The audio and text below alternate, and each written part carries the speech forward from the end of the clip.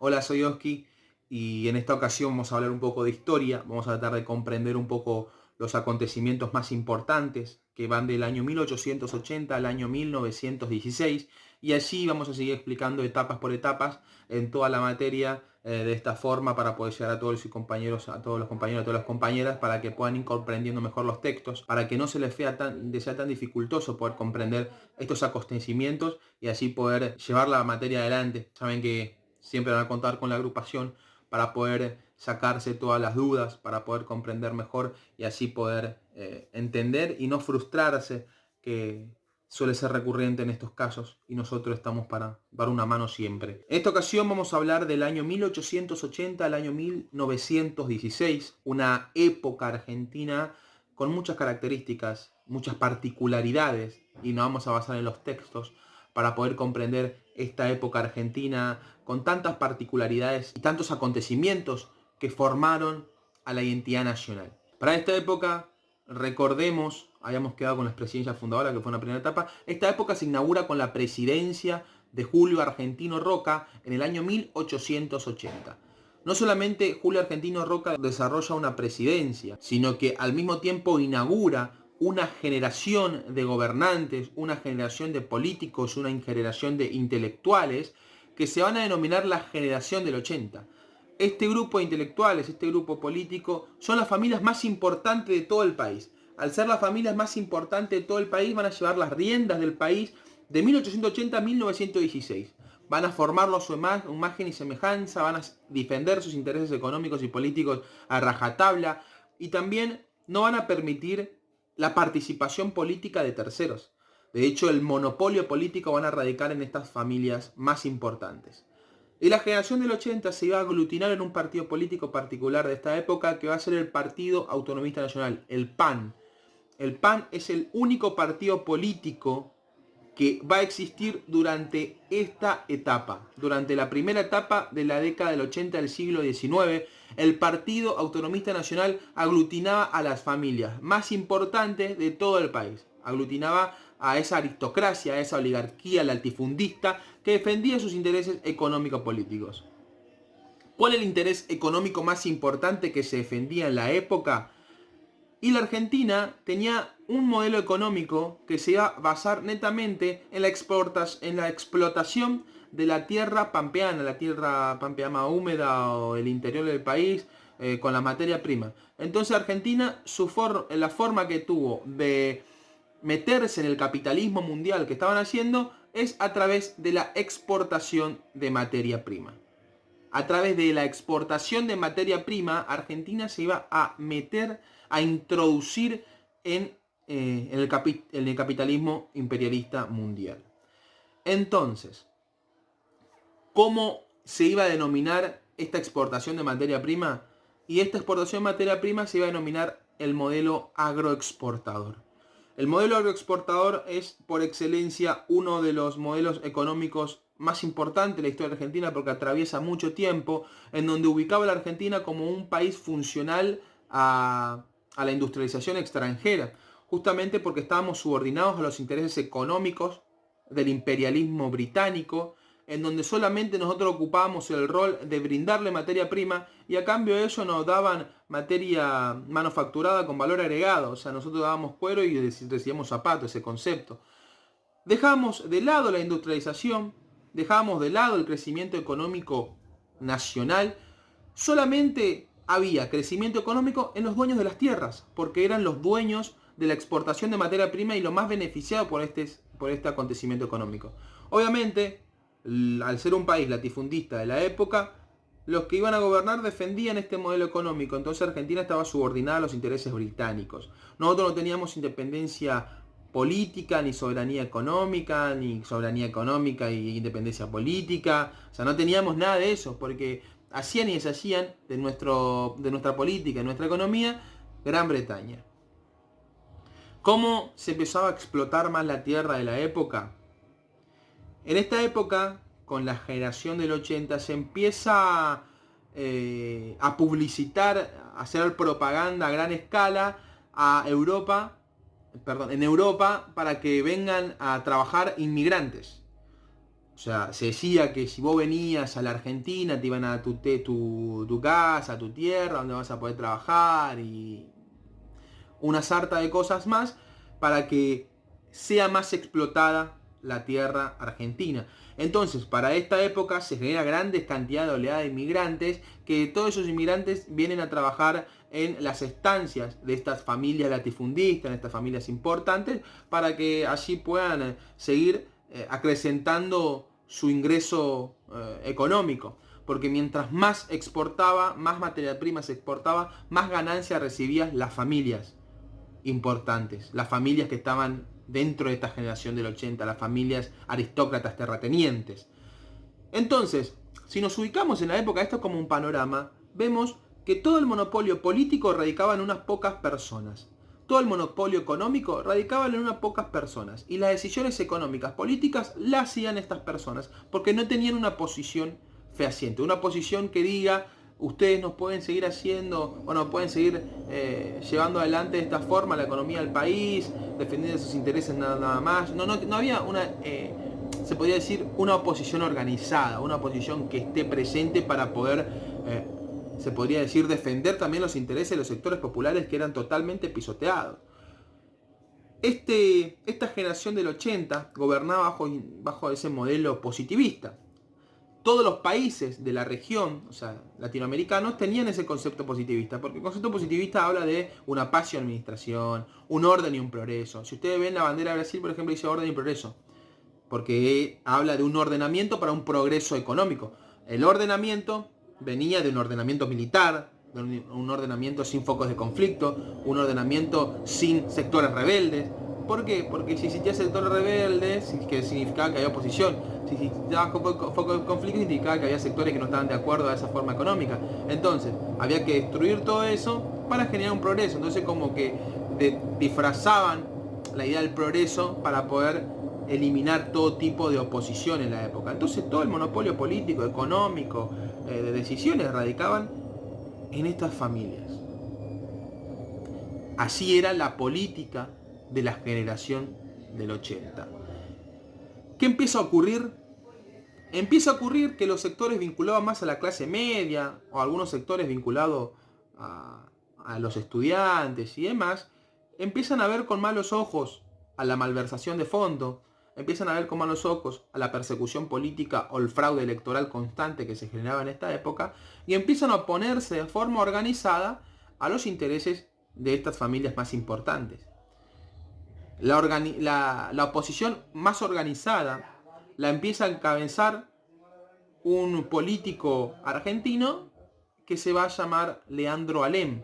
Leandro Alem, allá por 1890, es el referente máximo de la oposición al conservadurismo oligárquico. Y empieza a conformar un grupo de intelectuales jóvenes de la clase media que se van a denominar Unión Cívica, y que entendían que este modelo conservador oligárquico de gobierno solamente defendía los intereses de unos pocos y dejaba fuera a todo el resto del país. Es por eso que para la década del 90 del siglo XIX empiezan a armar una revolución armada, una revolución que tenía como objetivo máximo destituir ese régimen oligárquico de gobierno. Pero la realidad es que era muy difícil poder destituirlo porque tenía una estructura de poder muy grande. Igualmente van a conflicto, luchan contra la generación del 80 en lo que se denominó la Revolución del Parque en 1890. Pierden, porque recordemos que del otro lado estaba el ejército argentino, estaba toda la estructura nacional, pero logran algo muy importante, que es, primero, la renuncia del presidente de esa época, que era Juárez Celman. Juárez Celman es el presidente posterior a Roca. Logran que renuncie Juárez Celman, y al mismo tiempo logran posicionarse como una alternativa política a los intereses oligárquicos conservadores de la aristocracia nacional. O sea, recordemos que todo el monopolio político radicaba en unas pocas familias. Bueno, con esta aparición revolucionaria es que la Unión Cívica empieza a posicionarse como una alternativa organizada, una alternativa de oposición a estas familias más importantes. Posterior a lo que fue la Revolución del Parque, pasarían a llamarse la Unión Cívica Radical. Así es como nace uno de los partidos políticos centenarios de la República Argentina, que en un comienzo defendían intereses que pertenecían a los sectores populares, intereses realmente nobles en un comienzo. Después la Unión Cívica Radical empieza a tomar diferentes rumbos y demás. Entonces, ya no radicaba solamente en la Unión, en el Partido Autonomista Nacional, el monopolio de poder, sino que ya empezaba a radicar también en otros sectores, como es este sector opositor, como era la Unión Cívica Radical.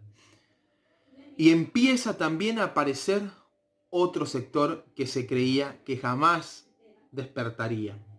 ¿Cuál era este sector? Los sectores de los trabajadores.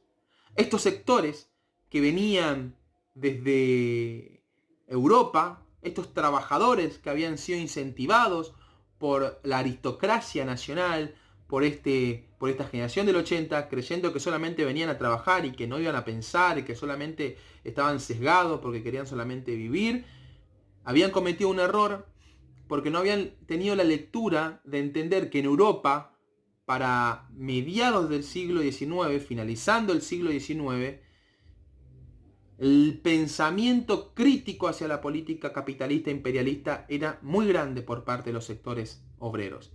Existía una concepción marxista, socialista, anarquista, muy grande por los sectores populares. Entonces, esos inmigrantes que vinieron a la Argentina con el afán de trabajar, empiezan a ver que acá también son muy explotados por estas familias de la oligarquía y se empiezan a organizar. Entonces, ya tenemos a dos sectores opositores a estos oligarcas de la generación del 80. Tenemos a la Unión Cívica Radical, una oposición organizada, una oposición con proyecto político y horizonte, con ambiciones políticas por parte de sus dirigentes, y tenemos del otro lado a una oposición más desorganizada, pero más de base de sectores populares, como el movimiento obrero.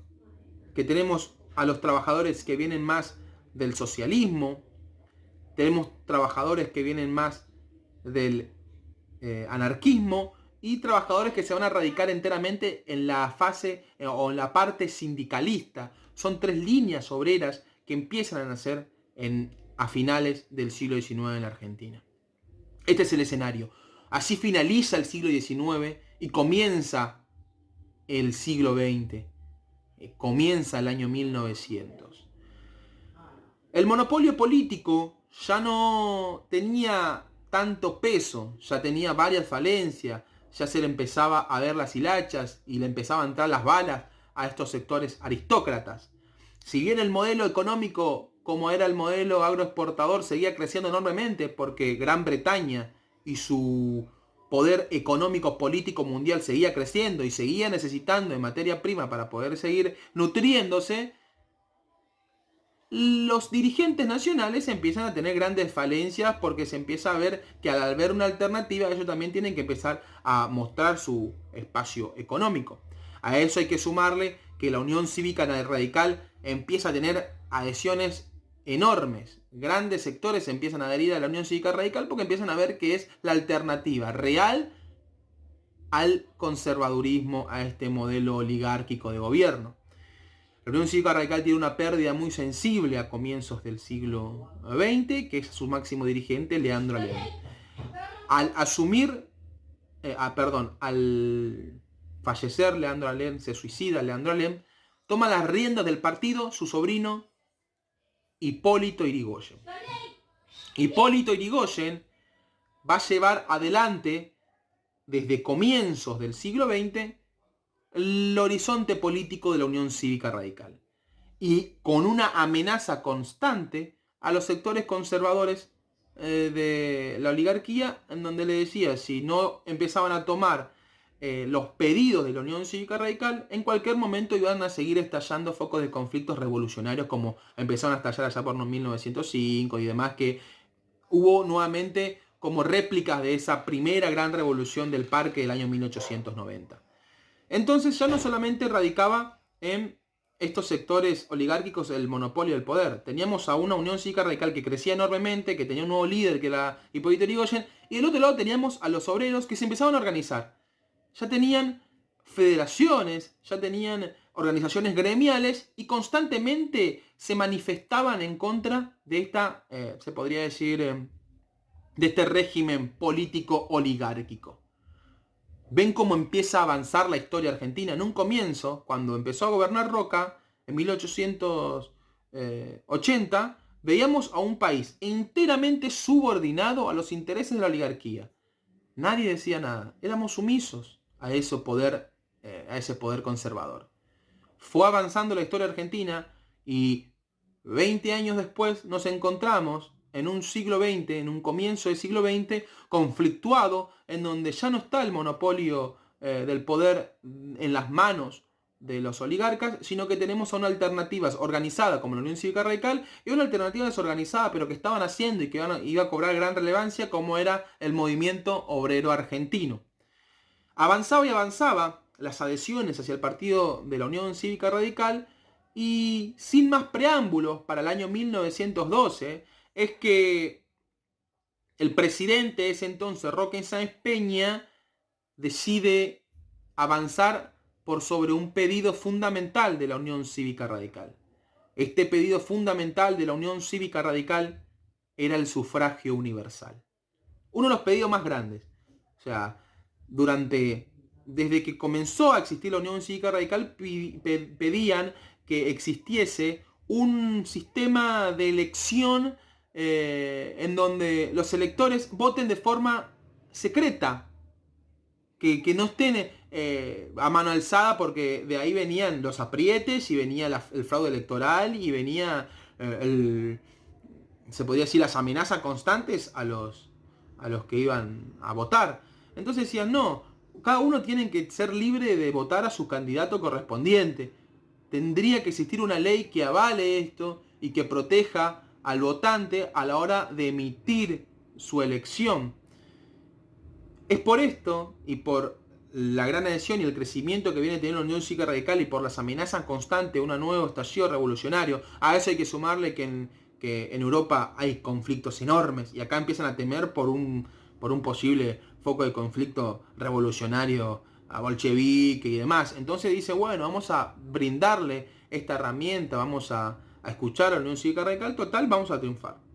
Al desconocer los intereses y las problemáticas sociales, la oligarquía creía inclusive que podía llegar a ganar las elecciones.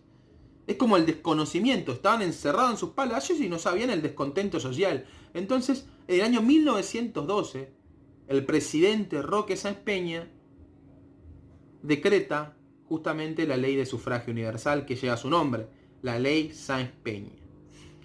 ¿Qué era la ley Sáenz Peña? Una ley que permitía que todo hombre mayor tenga la posibilidad de poder votar de forma secreta. Tiene que ser argentino o nativo. O sea, tiene que ser hijo. O sea, tiene que haber nacido en Argentina. Esto como una forma también de ellos creían que lo único que estaban en contra del modelo oligárquico de gobierno eran los inmigrantes. Y fue un gran error porque la mayoría de los sectores, la mayoría de los argentinos estaban en contra, porque obviamente la mayoría de los argentinos son los sectores populares, son muy pocas las familias que tienen el poder económico nacional. O sea, en la actualidad, por ejemplo, si hacemos un relevamiento, hay 11.000 personas, somos 48 millones. Hay 11.000 personas que tienen la misma cantidad, o sea, tienen el 99% de la riqueza nacional. 11.000 personas. Somos 48 millones de personas. No es ni un porcentaje muy bajo. Muy poco el porcentaje. Ni nos llega al 10%. Y esto ya empezaba a verse en esta época. Por eso es que encabezando Hipólito Yrigoyen empieza a ver que puede empezar a escalar políticamente y empiezan a ambicionar políticamente. ¿Cuándo es que se lleva por primera vez en una elección presidenciales esta ley Sáenz Peña? Por primera vez un sufragio que iba a ser transparente en el año 1916. Teníamos al sector del liberalismo, a los conservadores, y por el otro lado teníamos a Hipólito Yrigoyen. En el año 1916, y con la ley Sáenz Peña, por primera vez en la historia argentina, triunfa un partido político que viene de los sectores que no estaba vinculado a la oligarquía nacional. Triunfa Hipólito Yrigoyen con el partido de la Unión Cívica Radical, y así culminaba una etapa en la historia argentina que íbamos a recordar como la etapa conservadora, la etapa de la generación del 80, la etapa de los gobiernos oligárquicos o la ideología dominante oligárquica.